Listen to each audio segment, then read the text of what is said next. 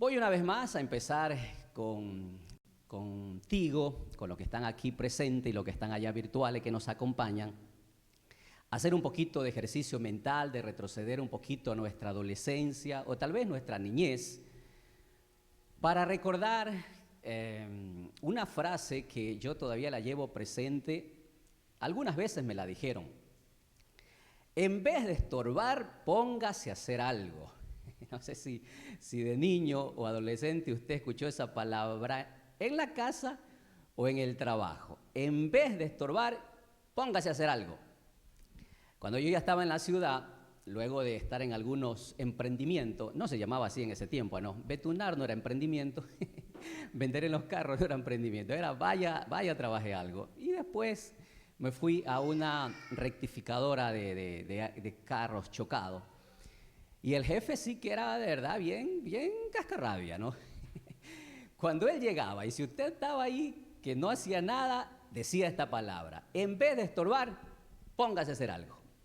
Así que creo que por eso te pedí que hagamos este ejercicio mental, que si alguna vez en tu vida tú escuchaste esta palabra, creo que la mayoría de los escritores bíblicos, hablo de aquellos que escriben libros, no de la Biblia, o sea, de hecho, basado en la Biblia, pero que son autores de escritores de libros, coinciden que en la iglesia y nosotros en la vida cristiana, conforme pasan los años, no sé por qué, que sería bueno revisar cada uno de nosotros, conforme pasan los años como que vamos perdiendo cierta pasión por dos cosas, vertical y horizontal. Vertical, solemos ir perdiendo una pasión con Dios, y horizontal, solemos perder una pasión con las vidas, porque de eso se trata la vida cristiana o la vida de la iglesia. Se trata de Dios y se trata de las vidas.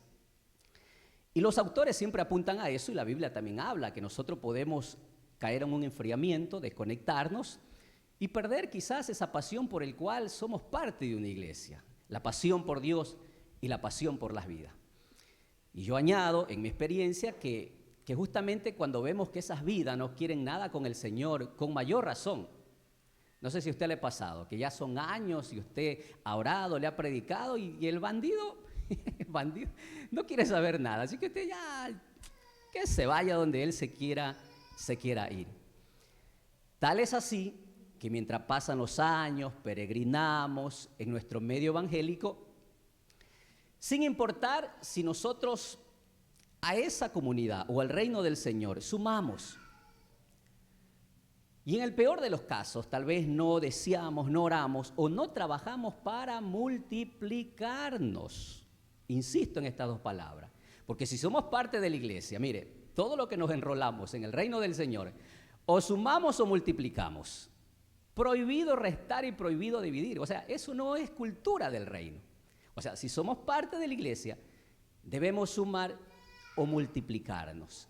Y eso es lo que enfatizan los escritores, que con el tiempo nos desconectamos, perdemos pasión, amor por Dios y por las vidas y por las almas.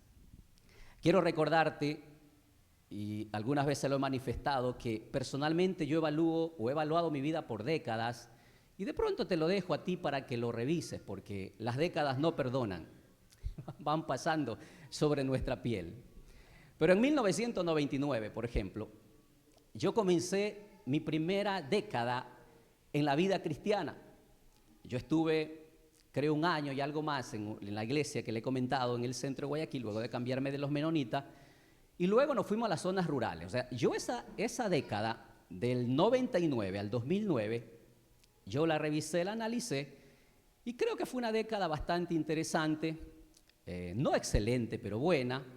Cada vez que te nombramos Caimito, Las Boyas, estas zonas rurales, siempre nos traen alegría en nuestro corazón de ver cómo se pudo, siempre lo reconozco con el liderazgo de la pastora Luisa, cómo sembrar esa iglesia, cómo ir, ahora que fuimos a pescar, fuimos por ahí a comer una gallinita que nos invitaron. Ahí están esos pueblos, resultado de esta labor.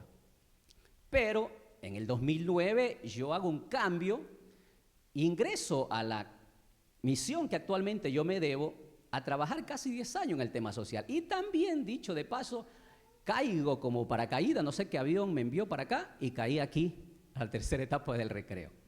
Esos 10 años yo lo defino que ha sido una década de aprendizaje, de experiencia, de poder conjugar el tema de servir a la organización y servir a una iglesia de la organización como es Vida Nueva en Cristo.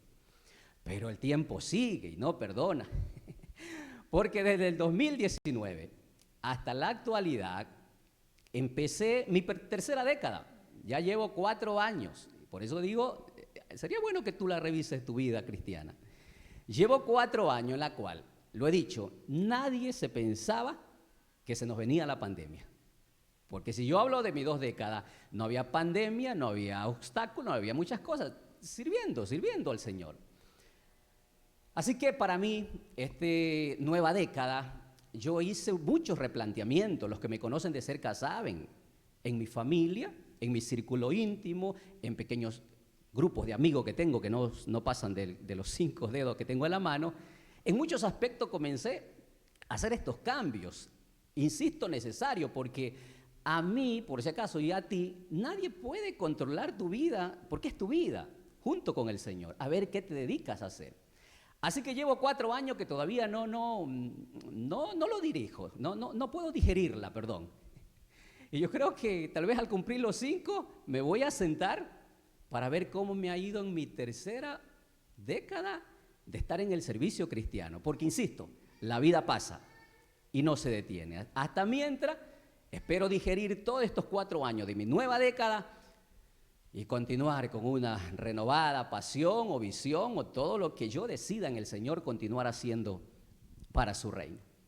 En conclusión, yo creo que tanto tu vida como la mía, los años que tengan en el Señor, 10, 15 o 20 o más, que tengas invertido en el Señor, en el ministerio, lo que hayas hecho, creo que hay una pregunta que sería bueno hacernos, porque ya voy a lo que Pedro pudo decirlo.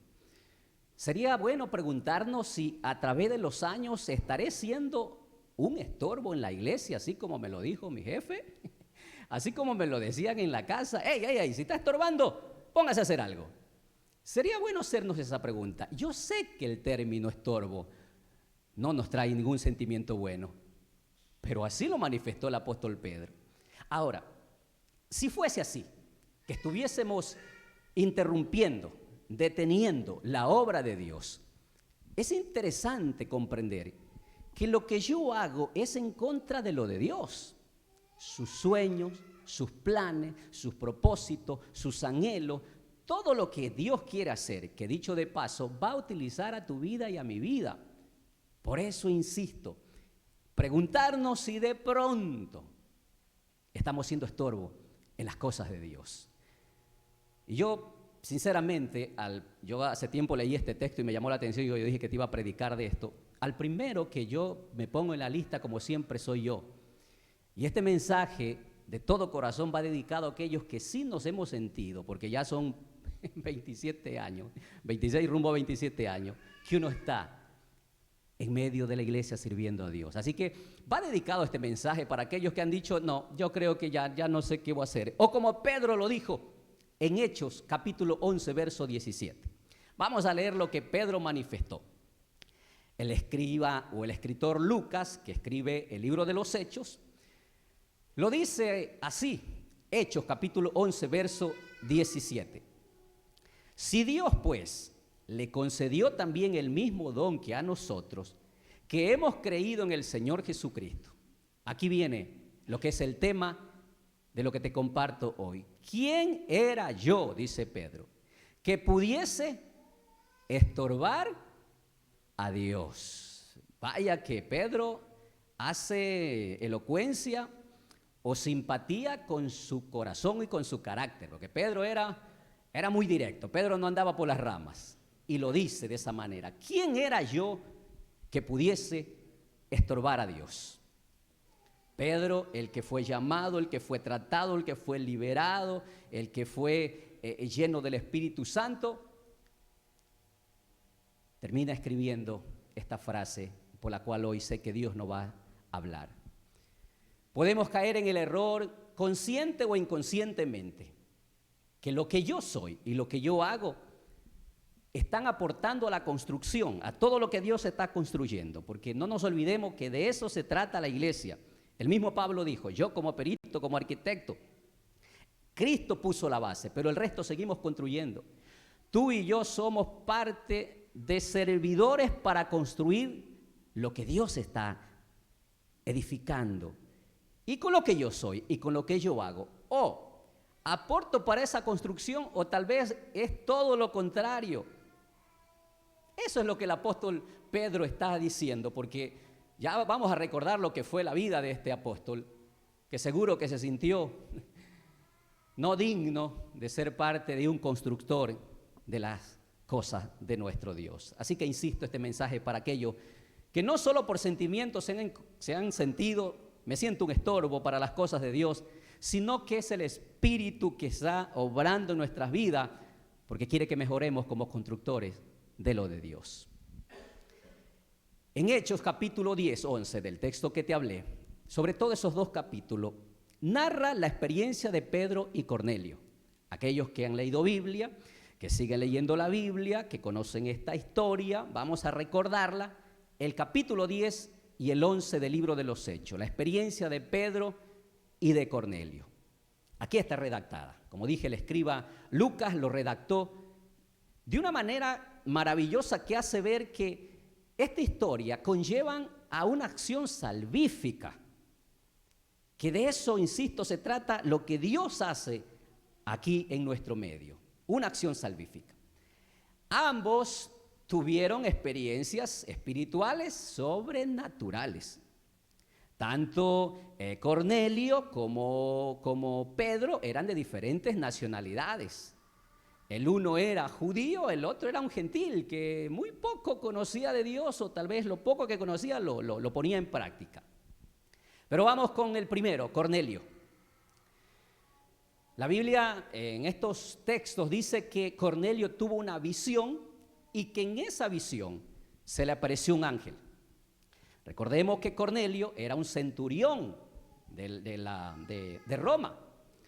Era parte de la centuria que lo componían casi 60 o 70 líderes militares que estaban cerca de Pilato y también disponible para el tema del gobierno de Roma, del César.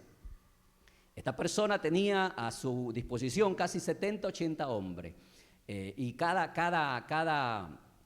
centurión era responsable de estas personas.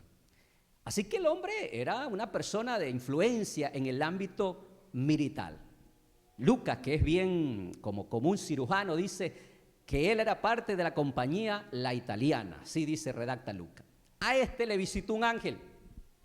El ángel conoce todo sobre la vida de Cornelio, porque lo halaga, le dice que era un hombre temeroso, un hombre dadivoso, un hombre que ayudaba a la gente y que era una persona de valores y de hábitos espirituales, generoso como te decía. Y el ángel le da una instrucción específica. Este detalle quiero que no lo perdamos, por favor, porque creo que el ángel cada vez que viene no solo viene para decirte qué guapo que estás. El guapo es el ángel y viene un mensaje a darle al centurión. Y el mensaje específico es: Cornelio, tienes que ir a mandar a ver al apóstol Pedro. Ese es el mensaje. Ok, por eso en el capítulo 10, verso 5 del libro de los Hechos, capítulo 10, verso 5, le dice el ángel: envía pues ahora hombres a Jope, desde Cesarea hasta Jope tenía que enviar, y haz venir a Simón, el que tiene por sobrenombre Pedro. Este posa en casa de cierto Simón curtidor, que tiene su casa junto al mar. A mí me gusta esta parte cuando dice junto al mar, o sea, no sé, se me viene la idea, ¿no? Qué lindo una casa junto al mar. Él te dirá lo que es necesario que tú hagas. Bueno, yo te resumo nada más la experiencia que tuvo Cornelio con este ángel a darle esa misión específica. Creo que está fácil entenderla. Pero vamos a Pedro. Pedro, que en su devocional o en su rutina de oración, resulta que, no sé si no había merendado, pero dice que vino una hambre, tuvo demasiada hambre. Y mientras le preparaban, no sé si era el guisado, el arroz con menestra, el pescadito asado, dice que mientras tenía hambre, tuvo un éxtasis. Cuando uno escucha estas palabras, bueno, ahora digo que el pastor Google nos responde todo. Pero un éxtasis dice que es cuando nuestras funciones sensoriales e intelectuales quedan suspendidas, es como se pone pausa. Nuestros sentidos sensoriales y nuestro intelecto, una pausa, quedan suspendidas. En tanto que el alma, la parte almática, preocupada del cuerpo, contempla ese éxtasis y esa visión. Eso fue lo que experimentó el apóstol Pedro. Ahora, no me pregunte por si acaso, profundice, pastor, en el éxtasis, porque no, yo nunca he tenido un éxtasis. Creo que cuando veo los estados de cuenta me da un éxtasis, como dijo por ahí alguien. Cuando vi la lista de los útiles, quedé ahí como estático, así. Éxtasis es eso, que está fuera de control de la parte mental, emocional, y te conecta con la visión. Hechos 10:10. Vamos a lo que experimentó el apóstol Pedro, para entenderlo un poquito más, o si no, como he dicho, llame a 1800 Pedro, que él le va a explicar bien lo que es un éxtasis, cómo lo experimentó él. Hechos 10:10. Y tuvo gran hambre, y quiso comer. Pero mientras le preparaban algo, le sobrevino un éxtasis, algo fuera de lo común, algo sobrenatural. ¿Qué pasó en ese éxtasis? Vio el cielo abierto y que descendía algo semejante a un lienzo que atado de las 4 puntas era bajado a la tierra, en el cual había de todos los cuadrúpedos terrestres y reptiles y aves del cielo. Y vino una voz: levántate, Pedro, mata y come. Y como le dije que Pedro no se queda callado, Pedro dijo: Señor, no, porque ninguna cosa común o inmunda he comido jamás. 15. Volvió la voz a él la segunda vez: lo que Dios limpió, no lo llames tú común. Esto se hizo 3 veces y aquel lienzo volvió a ser recogido en el cielo. Para que tenga una idea lo que experimentó el apóstol Pedro, ¿no? Que luego no sé si de pronto algunos dicen que era por el hambre. No, era un propósito de Dios manifestarse al corazón y a la vida del apóstol Pedro. Por eso digo, el éxtasis, que Pedro se quedó estático, viendo cómo descendía y cómo esa voz le habló. Y pregunto, aunque el texto lo dice, ¿Pedro enseguida interpretó de qué se trataba? No. Pedro se hacía preguntas, así como nosotros nos jalamos los cabellitos. ¿Qué quiere decir esto que acabo de ver? Bueno, y ahí Lucas lo explica detalladamente en el capítulo 10, que luego aparecieron los que envió Cornelio, etcétera, etcétera, y todo se fragua y todo encaja a lo que Dios estaba queriendo hacer, tanto en la vida de Pedro como de Cornelio. Creo que Cornelio la tuvo más fácil. Más fácil es porque el ángel le dijo lo que tenía que hacer.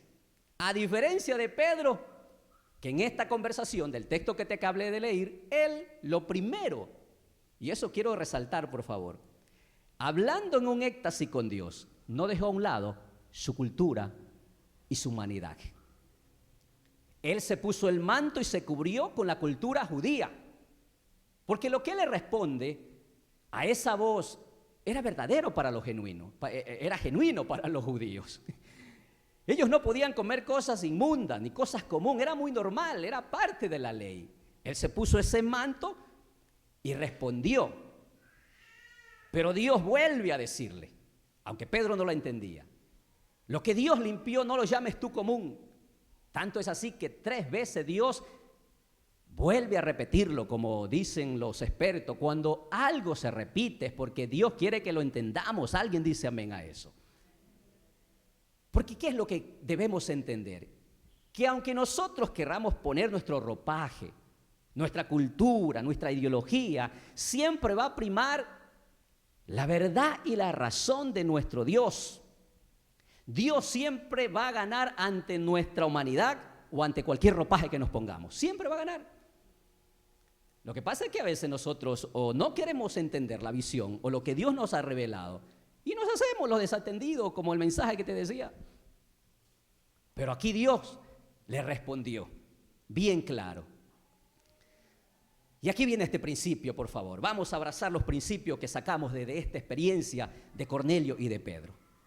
El resultado de obedecer a la visión trae resultados salvíficos. Repito este principio bíblico. El resultado a la obediencia de la visión trae resultado salvífico. ¿Qué hizo Pedro cuando llegaron los que envió Cornelio? No se opuso. Les habló y porque ya Dios le había trabajado a la mente y al corazón de Pedro, tanto es así que él fue a la casa de Cornelio. ¿Y qué sucedió en la casa de Cornelio? Hay hasta un corito, hay un cántico, porque en la casa de Cornelio, los amigos de Cornelio, los familiares de Cornelio, acuérdese que Cornelio tenía influencia, esa casa estaba llena. ¿Y qué pasó en esa casa? Descendió el Espíritu Santo, fueron bautizados y llenos del Espíritu Santo, y se bautizaron en agua. En esa casa descendió la gloria de Dios. Cuando se obedece a la visión de Dios, trae resultados salvíficos. ¿No es maravilloso esto? ¿No es lindo que tanto Dios le habla a su siervo como le habla a un gentil Cornelio y todo cuadra de una manera maravillosa? Aquí lo extraordinario no son las experiencias de Cornelio, porque Cornelio también era un hombre temeroso de Dios. Aquí vemos que, aunque quizás Pedro es el que quiso oponerse, ni segunda ni terceras personas hicieron un intento de impedir, estorbar lo que Dios quería hacer. Quiero que entendamos eso, por favor. Nadie pudo intentar estorbar lo que Dios quería hacer. El único fue Pedro, que insisto, se quiso poner el manto judío. Por eso es la expresión que él dijo: ¿quién era yo para estorbar a Dios? Desde Cesarea hasta Jope había 46 kilómetros. No hay distancia cuando se quiere obedecer a Dios. Alguien diga amén a eso. Y yo me pongo, bueno, ya digo, un éxtasis, no sé si lo vaya a tener después. Pero cómo Dios planeó de una manera maravillosa, porque yo pensaba y reflexionaba, si Dios no trata con Pedro, créame, Pedro nunca iba a ir a la casa de Cornelio. ¿Alguien está de acuerdo con esta verdad? No iba a ir. ¿Por qué? ¿Qué voy a hacer allá donde esos gentiles, esos paganos? No lo haría. Creo que Dios por eso trabajó de esa manera. ¿Qué podemos resumir sobre esta experiencia, tanto de Pedro y como de Cornelio? Cuando Dios nos da una visión, es para obedecerla. Cuando Dios está trabajando en algo, no es nuestra labor, es la labor de Dios. Y por eso Pedro dijo: tal vez quise intentar estorbar los planes de Dios. Y por eso te hacía la pregunta, de verdad te lo digo honestamente. Es bueno que nos hagamos la pregunta: ¿será que de pronto estamos impidiendo el trabajo que Dios quiere hacer en tal familia, en tal lugar, en tal comunidad? Yo te quiero mostrar al final algunas estadísticas que siguen haciendo ver nuestra realidad como iglesia cristiana del Ecuador. Lo segundo que te quiero hablar en esta mañana es que cuando la iglesia no entiende su rol, se estorba los planes de Dios. Y hablo no de esta iglesia, hablo de la iglesia de nuestro país. Cuando la iglesia no entiende su rol, estorba los planes de Dios. ¿Cuál fue el intento que hizo Pedro después lo que pasó en la casa de Cornelio? Bueno, si había en ese tiempo las redes sociales, yo creo que Pedro grababa un videíto, cómo descendía el Espíritu Santo, cómo los bautizó y los subía en todas las redes sociales. Se hacía viral. O alguien ponía la carita ahí de enojado, ¿no? ¿Cómo? Así creo que, de molesto, ¿no? Los judíos sobre todo pondrían el emoji. ¿Qué hacías, Pedro, allá en medio de esos incircuncisos, paganos? ¿Qué hacías allá predicando a Cristo? Pero Pedro, lo normal que él hizo es regresar a Jerusalén contento, alegre, ahí donde era la cuna del cristianismo, en Jerusalén, porque ahí estaba la base de la iglesia. Y Pedro nunca creo que se esperaba esta reacción y actitud de los santos cristianos judíos. Creo que nunca se la esperaba. O tal vez Pedro sí, no lo sé. Hechos 11.1, por favor. Veamos el guión bíblico. Hechos 11.1. Ya cuando Pedro viene a Jerusalén, insisto, creo que se vino en Uber, fue corriendo a compartirle a los hermanos cristianos santos de Jerusalén lo que había pasado allá en la casa de Cornelio. Oyeron los apóstoles y los hermanos que estaban en Judea que también los gentiles habían recibido la palabra de Dios. Hasta ahí el chisme estaba bueno. Hasta ahí habían leído las redes sociales. Habían oído, dice. Y cuando Pedro subió a Jerusalén, disputaba con él los que eran de la circuncisión. ¿Y sabe qué decían ellos?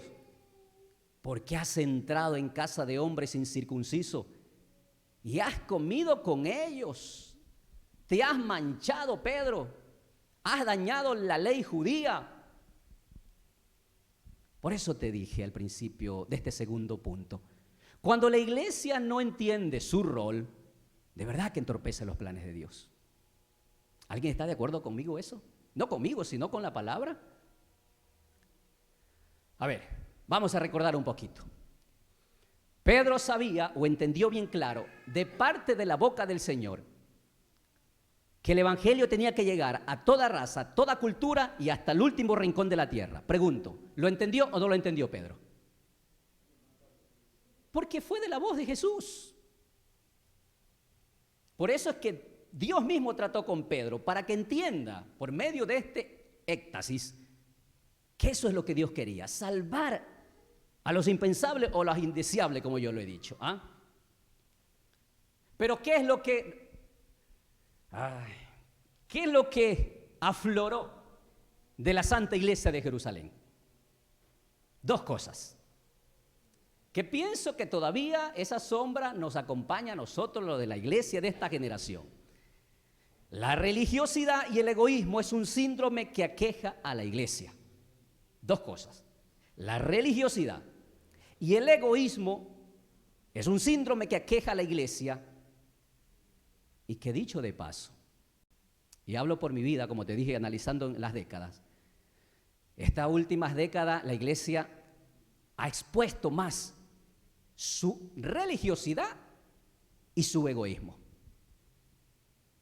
Porque no solo cuando hablábamos el verso 11 se alegraron de que llegó el evangelio allá, ¿por qué no se conectaron con lo que Dios quería hacer, con lo que Jesús, la visión y misión que Jesús iba a hacer? ¿Por qué no se conectaron? O sino que, ¿qué afloreció? ¿Qué expusieron ellos? La religiosidad. Porque dijeron, ¿por qué has ido con esos incircuncisos? La circuncisión era parte de la ley. O sea, lo que ellos estaban respaldando, sí, era una verdad de Moisés. ¿Por qué has ido donde es incircunciso? Con esa facilidad has olvidado que eso te prohíbe la ley. Ahora Pedro, que más adelante el apóstol Pablo, de una manera sencilla, profundiza el tema de la circuncisión. Que la circuncisión, la verdadera, es la que sucede acá en el corazón. Que es cuando la realiza el Espíritu Santo, no la letra, como dice el apóstol Pablo en Romanos. Es decir, no la ley. Ya la ley terminó, porque por más que estos bandidos judíos se circuncidaban, nunca pudieron obedecer a lo que Dios quería. ¿Estamos de acuerdo con eso, iglesia? Igualmente, cuando los religiosos de la iglesia de Jerusalén le dijeron, ¿por qué fuiste allá a contaminarte? Olvidaron que la verdadera circuncisión es la que sucede por el Espíritu acá en el corazón, y que esa ya no la hace el hombre ni el bisturí, esa la hace Dios por el Espíritu Santo en las vidas de los hombres. ¿Alguien dice amén a eso? Pero yo vuelvo a preguntarte, ¿por qué la iglesia se olvida de su verdadero rol? Y le reclamaron, y decían que le reclamaban, Pedro, ¿por qué fuiste allá? Y de remate has comido con esos inmundos. Más adelante, en el capítulo 15, por si acaso, comió, creo, fritada de chancho, no sé, ¿qué comió? La otra cosa, ¿cómo que se llama este? Morcilla, todo eso. ¿Qué has comido? Sale de aquí, Pedro. En Hechos capítulo 15 se resuelve este problema.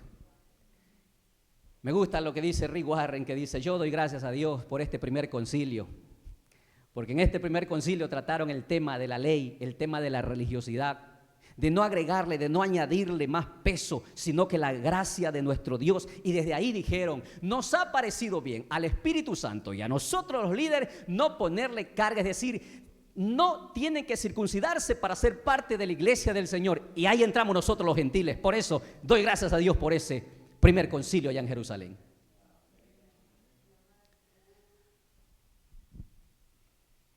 Por eso Jesús fue fuerte con los religiosos de su tiempo. Porque cuando la iglesia, por tercera vez te lo digo, cuando nosotros que somos la iglesia no entendemos el rol que debe de desempeñar, de verdad que estorbamos en las cosas de Dios. O sea, te lo digo de todo corazón, de verdad. Yo lo digo, o sea, ¿qué cree? Que el uno de hecho estar acá piensa que yo estoy felizote, que todo está bien. No. Hay cosas que tú reconoces, que sabes que estás entorpeciendo las cosas de Dios. Y por eso Jesús fue fuerte con los religiosos de su tiempo, porque a Jesús lo señalaban, lo injuriaban por todo lo que él hacía con los injustos. Mateo 23:13, así lo dijo Jesús a los fariseos: mas hay de vosotros, escribas y fariseos hipócritas. O sea, con doble cara. ¿Por qué cerráis el reino de los cielos delante de los hombres? Y esto es lo que más creo que profundizó el Señor. Pues ni entráis vosotros, ni dejáis entrar a los que están entrando. Y esa era la actitud de la iglesia de Jerusalén en el tiempo que te estoy hablando. Estaban entrando los gentiles. ¿Y cuál era la actitud de la iglesia de Jerusalén? No, ellos no pueden ser parte de la iglesia santa de acá de Jerusalén. Nunca entendieron, nunca cacharon lo que Jesús quería hacer con la humanidad. Por eso te dije que la religiosidad es un síndrome que persigue a la iglesia, pero también es el egoísmo. Porque el egoísmo es pensar torpemente que el evangelio es solo para nosotros los santos. ¿Alguien dice amén? Ve, ahí está un egoísta. ¿Sí ve cómo el egoísmo aflora en nosotros? Es pensar torpemente que el evangelio es para nosotros los santos. Ay, ahora sí ya no dice amén, ¿no? Porque esa era la conducta y la actitud de la iglesia de Jerusalén. Solo para nosotros. No, los de allá gentiles no pueden venir. Si vienen se circuncidan. Y es igual para ahora. Solo para los santos evangélicos. Para los que se portan bien, llevan bien la doctrina, los reglamentos, las normas.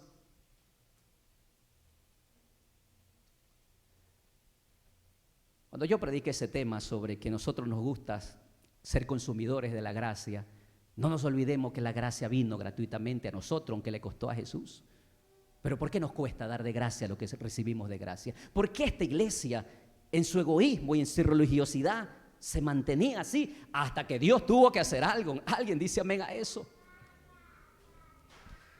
Por eso que definitivamente, iglesia de la cual somos parte, la de Cristo, mi mala actitud, pon atención a esto, mi mala actitud en estorbar las cosas de Dios pueden detener la obra de Dios.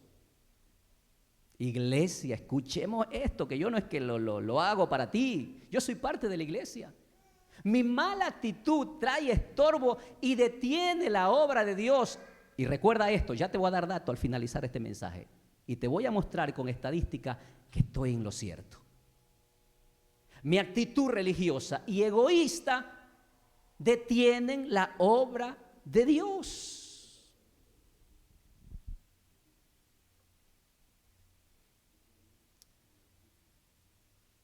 El Facebook, que no perdona, cada día te trae a memoria lo que has hecho en el pasado. Y este Facebook que tiene la iglesia, que ya tiene más de 10 años, hace día trajo a recuerdo de un proyecto que hicimos aquí por las casas, hace 10 años. Yo me recuerdo que estaba en la organización y el que estaba a cargo de evangelismo me decía, déjame ir a enseñar a la iglesia sobre células, sobre grupos de hogares, casa de fe. Y yo, como todo manaba orgulloso, dice, no, yo hice mi propio proyecto por las casas. Y recordaba el Facebook que cómo iniciamos el proyecto por las casas, de ir a orar, a predicar. Y eso era todo. No quise desaprender ni aprender, pero ahora que estamos en la visión G12 de la Misión Carismática Internacional, te enseñan cómo abrir una célula. Claro, pero yo ya he recibido señalamiento, así como a Pedro. ¿Qué haces ahí en esa casa? Si 3 PPL tiene ahí esa señora, esa familia. ¿Qué hace allá si usted lo ve en el narcotráfico allá? ¿Por qué la iglesia mantenemos esa actitud y esa conducta? Si es allá donde Dios quiere que vayamos, a abrir la célula, predicar el evangelio y no entre los santos. De verdad, yo te predico con todo cariño, pasión y ternura, te lo digo de verdad. Pero llega un tiempo en que en verdad como predicadores, predicar a los mismos cristianos, llega un tiempo que uno tiene que, como en el celular, volverse a conectar para conectarse con Dios y decir qué es lo que tengo que decirte. Porque el evangelio es para las personas que necesitan que se abran sus ojos y el corazón al mismo. ¿Alguien dice amén? El año pasado, con la pastora, compartimos aquí 2 ejemplos donde Jesús entró a las casas. ¿Y qué cree que pasó en cada una de las casas que Jesús ingresó? Bueno, el ejemplo que es más conocido, sanó a la suegra de Pedro, que es chistoso ese también, ¿no? Porque si no llegaba Jesús, la suegra se moría y tal vez Pedro celebraría. Pero le hizo pasar la prueba a Jesús que mantenga viva a la suegra por ese milagro que Jesús hizo de sanarla en la fiebre. Resucitó a la hija de Jairo. Hizo sanidad, hizo liberación, hizo milagro. ¿Dónde hizo eso Jesús? En medio de una casa. Y Pedro, por eso, bueno, creo que ya cuando le reseteó con ese éxtasis del Señor, corrió a la casa de Cornelio, y por eso que en la casa de Cornelio hubo avivamiento, salvación, liberación y bautismo en agua y en el Espíritu. Y nació la iglesia de los gentiles, la iglesia de nuestro Señor Jesucristo. Pero ¿cuánto nos cuesta ir a una casa a nosotros? Panchito me llevó a abrir una célula y Panchito fue el primero que tiró la toalla. Lo digo públicamente y por las redes para que siente remordimiento. Pero ya le dije, Panchito, vamos orando porque así como a Cornelio y a Pedro, el Señor nos va a decir dónde es ese nuevo lugar que abriremos la célula. Amén, Panchito. Ay, yo pensé que iba a decir no, amén. Francisco se llama. Cuando la iglesia no entiende su rol, sí estorba en los planes de Dios. No es sencillo lo que te estoy diciendo, pero en la práctica es una verdad. Y considera esto. Los años y el tiempo no nos perdonan a nosotros. O Dios lo hace con esta generación, o lo hará con la generación que le obedezca a Dios. Ahora podemos entender por qué Pedro dijo, ¿quién era yo que pudiese estorbar a Dios? Por eso es el mensaje de hoy en día. ¿Y qué es lo que Dios está hablando a nuestros corazones? ¿Quién era yo que pudiera estorbar a Dios? Recordemos un poquito la vida, el temperamento, la personalidad de Pedro. Efusiva ese Pedro, ¿no? Tanto es así que cuando Jesús lo vio a Pedro, nadie se llama Pedro aquí, Jesús ya sabía que este hombre era decidido, aunque también medio cobarde, como los manaba. Por eso que desde el principio lo llamó y le dijo, Pedro, deja esas redes porque ahora vas a ser un pescador de alma, de hombre. Y aquí está la evidencia en la casa de Cornelio. Pedro fue un íntimo del Señor, junto a Santiago y Juan. O sea, ese era el grupo privado de Jesús. Y es un privilegio que el Señor no se lo dio a otros. Pero también él dudó, se recuerda, cuando quería caminar por las aguas y dudó, le faltó la fe. Pedro también le puso oído a Satanás. Por eso Jesús le dijo, apártate de mí, Satanás. Ese es Pedro. Pero también ese Pedro tenía esas chispas de espiritualidad linda. Que cuando Jesús preguntó, ¿quién dice? Bueno, otros dicen de que soy Elías, de que soy Juan el Bautista, pero ¿qué dicen ustedes? Y Pedro dijo, tú eres el Hijo de Dios, el Hijo del Dios viviente. Y Jesús le dijo, no te lo reveló carne ni sangre, te lo reveló mi Padre. Ese era Pedro. Pero Pedro también ¿Era de salitre o era de Manabí? Porque cuando iban a arrestar al Señor, ¿qué fue lo que hizo Pedro? Sacó su espada afiladita y a Malco, el que era el de la guardia del sumo sacerdote, le voló la orejita. Ese era Pedro. Finalmente el Pedro que negó a nuestro Señor. Por eso Jesús, una vez resucitado, fue a buscarlo. Esto yo lo repito, insisto, para que te conecte con lo que Dios está hablando en nuestras vidas, de la experiencia de Pedro.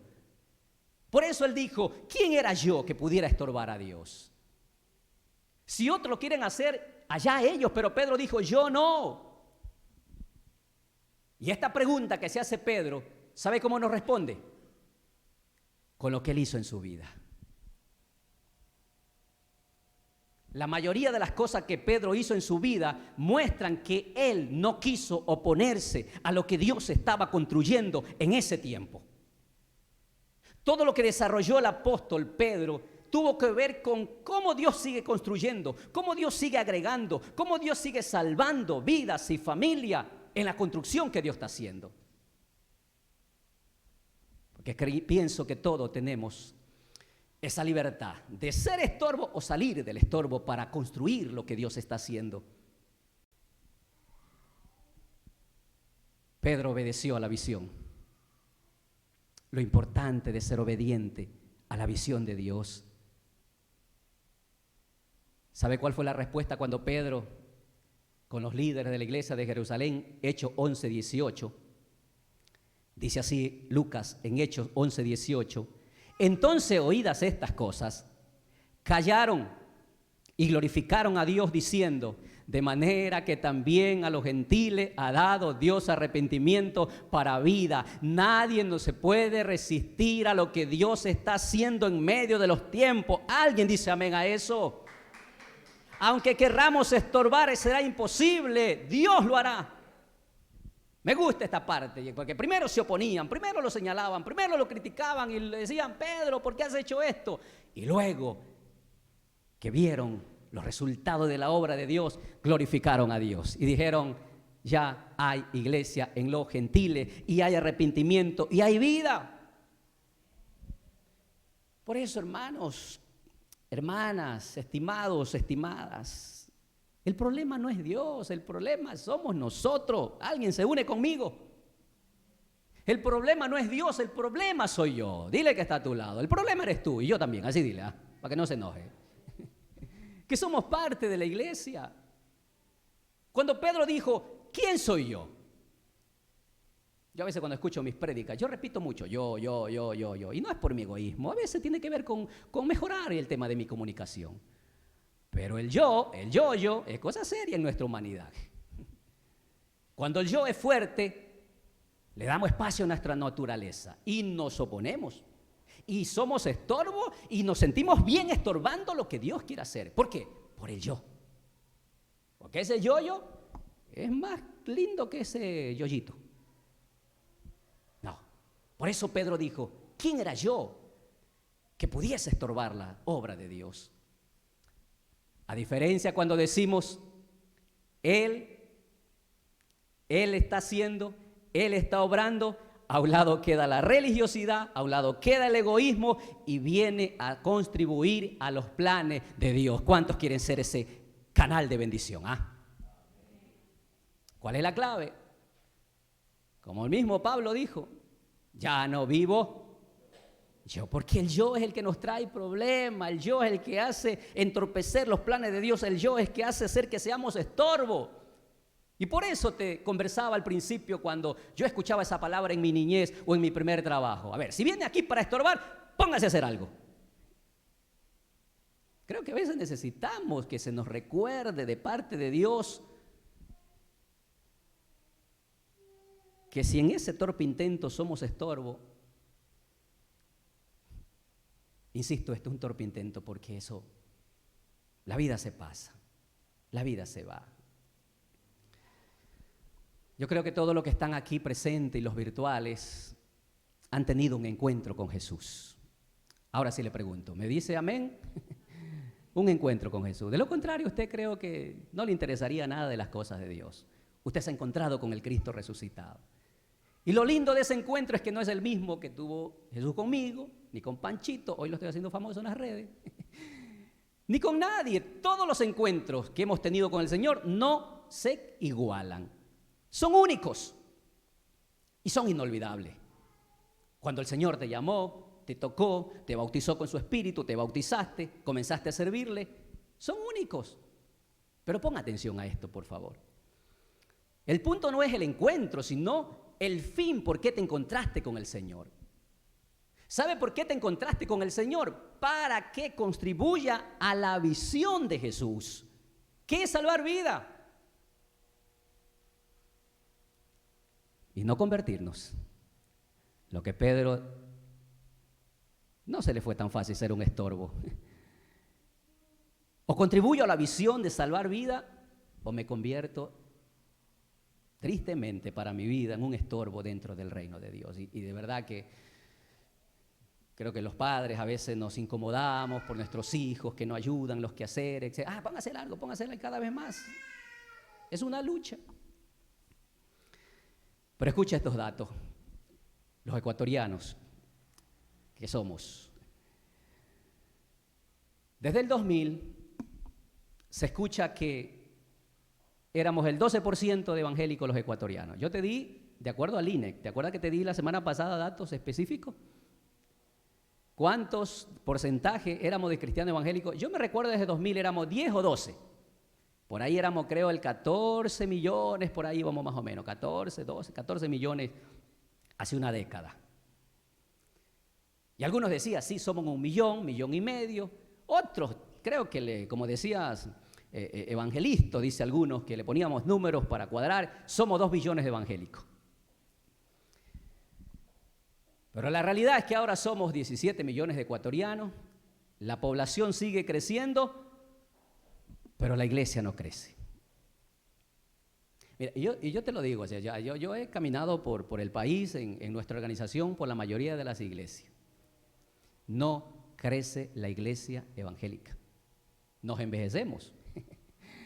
Decía, déjame ver si me acuerdo la frase que decía Reinhard Bonnke, no fosilamos, nos hacemos fósiles dentro de la iglesia.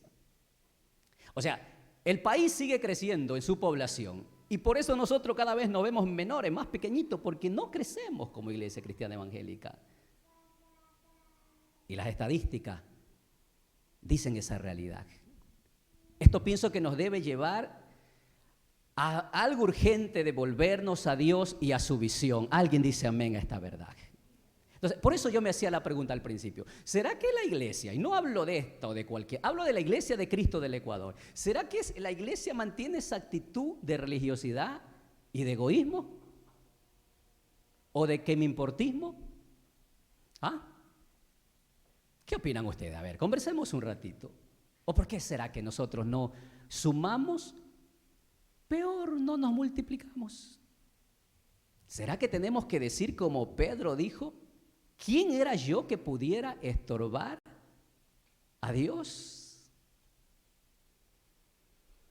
Termino con esto. Cornelio y Pedro, dice Lucas en el libro de los Hechos, que los dos estaban chateando en el teléfono cuando tuvieron la visión y el éxtasis. Como la mayoría andamos en los dispositivos. A ver, ¿quién me lleva la contraria? Que no era así. ¿Qué estaba haciendo Cornelio y Pedro? ¿Qué estaba haciendo Cornelio y Pedro? Orando, no chateando, orando. Así estaba Pedro y Cornelio. ¿Cuántos quieren orar conmigo en esta mañana? Así como oró Pedro y Cornelio. Porque cuando tú y yo oramos, si lo hacemos de una manera religiosa, que me incluyo, que a veces entro en esa onda, Dios nos da a recordar la visión del por qué somos parte de la iglesia.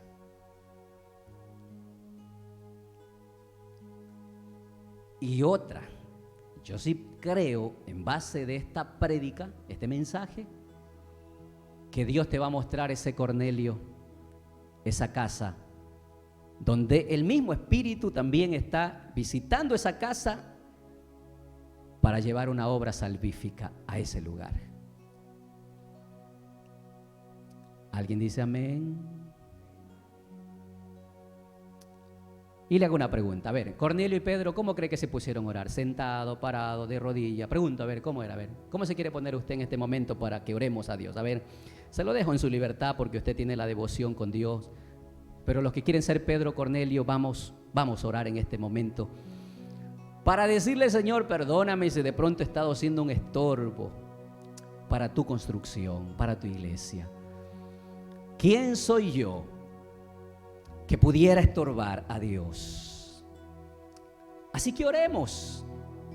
Si quieres ser ese Pedro, porque la mayoría aquí conocen al Señor, ¿te imaginas que si todo aquí oráramos bien en el Espíritu y salieras de aquí con ese éxtasis que Dios te dice, es en la tercera donde está la casa, es en la quinta donde está la casa, la célula, es en la cuarta, en la primera? Porque recuerda que había 46 kilómetros de distancia entre Cesarea y Jope. Oremos, iglesia, en esta mañana. Padre Celestial, gracias por tu palabra.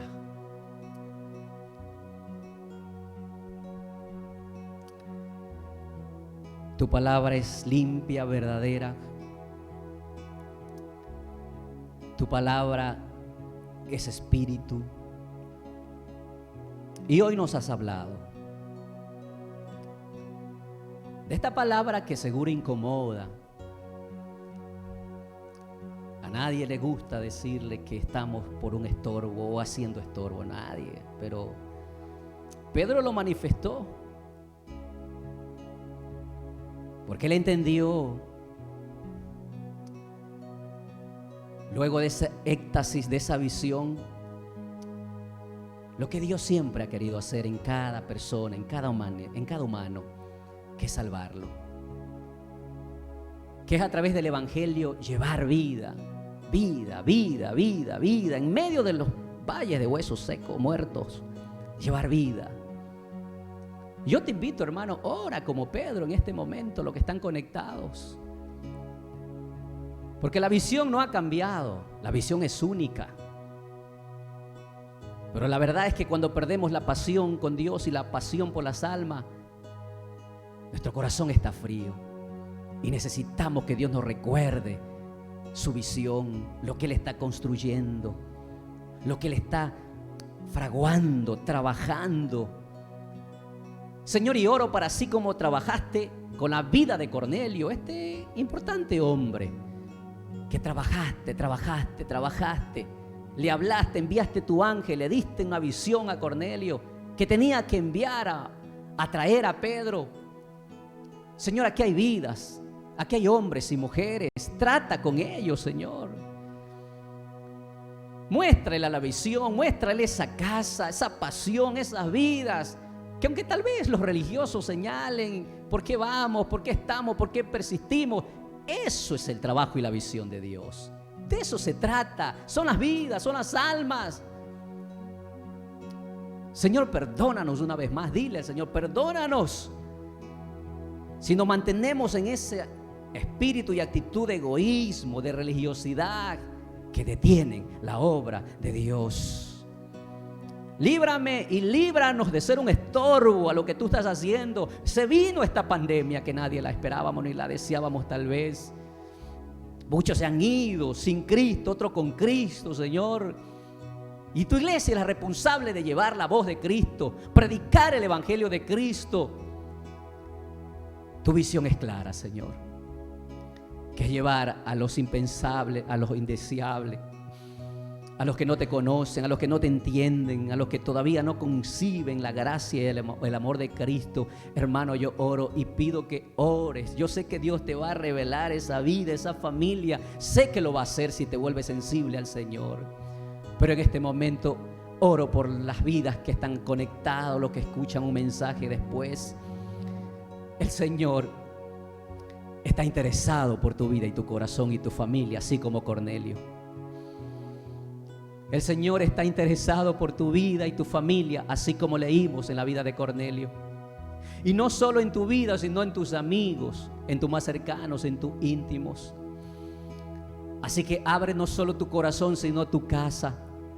Abre tu casa para que se derrame la gloria, la gracia, la bendición, la misericordia, la salvación en esa casa donde Dios ya está trabajando. Nadie puede decir que estos son señales de los últimos tiempos. Dios está tocando la puerta de tu corazón. Así que conéctate con la visión de Dios. Oro para que te conectes con la visión de Dios y sea parte de lo que Dios está construyendo, su linda iglesia por el cual vendrá. En el nombre de Jesús. Gracias, Señor. Alguien dice amén. Alguien dice amén. Amén y amén. Puedes alabar a Dios en esta mañana, así como alabaron los que estaban en la iglesia de Jerusalén, que después dijeron, glorificaron a Dios porque en los gentiles vino la salvación. Claro, ¿cómo no vamos a alabar a Dios si estamos casi lo mismo? Así que sigamos trabajando por lo que Dios estará construyendo. Amén. Gracias le damos a Dios. Bueno, me despido diciéndote que seguimos en la visión de Dios justamente. Empezamos ya Universidad de la Vida. Los miércoles estamos orando, por si acaso. Orando para que Dios nos diga dónde está esa casa de Cornelio. Para ir en el nombre del Señor a predicar de Cristo. Y en eso estaremos hasta cuando Dios nos permita. También los sábados se está sembrando la palabra de Dios a los niños, a esos corazoncitos, que son la futura generación donde nos van a reemplazar. Guste o no, nos van a reemplazar ellos, porque algunos ya después de 20 años, y sobre todo, algunos estaremos ahí ya en otras décadas que tal vez ya estemos diciendo, por internet mejor voy a ver lo que se dice en la iglesia, por los años que ya han pasado por nuestras vidas. Bueno, gracias a los que han venido aquí. Vamos a continuar aquí con la cena del Señor y así finalizaremos. Gracias a los que estuvieron conectados. Hasta otra oportunidad. Bendiciones.